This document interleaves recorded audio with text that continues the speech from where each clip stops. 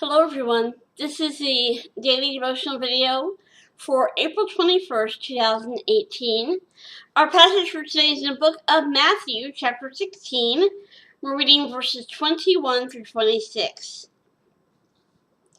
From that time on, Jesus began to explain to his disciples that he must go to Jerusalem and suffer many things at the hands of the elders, chief priests, and teachers of the law, and that he must be killed, and on the third day be raised to life.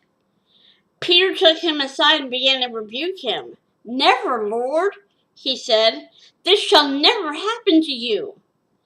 Jesus turned and said to Peter, "Out of my sight, Satan, you are a stumbling block to me.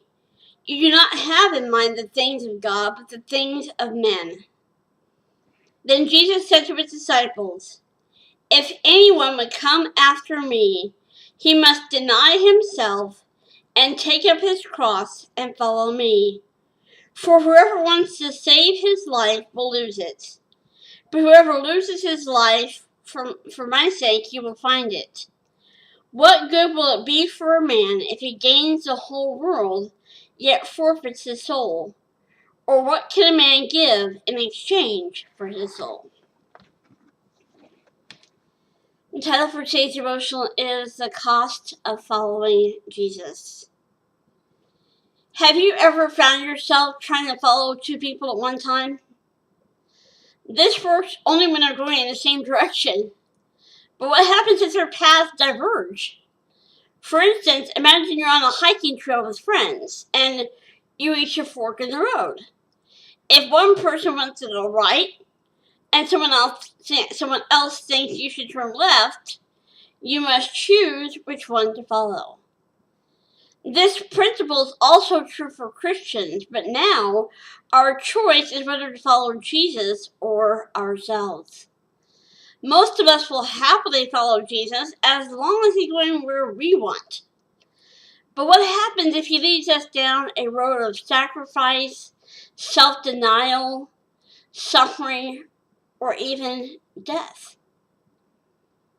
Will we still trust him and keep going? This was the dilemma that Jesus' disciples faced. When they started following him, they expected that he'd establish his messianic kingdom, deliver them from Roman domination, and give them places of honor and authority. Thinking they'd soon be exalted in the kingdom, they were willing to suffer the temporary deprivations of home, security, and comfort. But then Jesus told them his path was leading to suffering and death. And if they wanted to follow him, they too must deny themselves and take up their cross. Many Christians today have the same expectation the disciples had. Maybe not for a kingdom, but for a happy and prosperous life.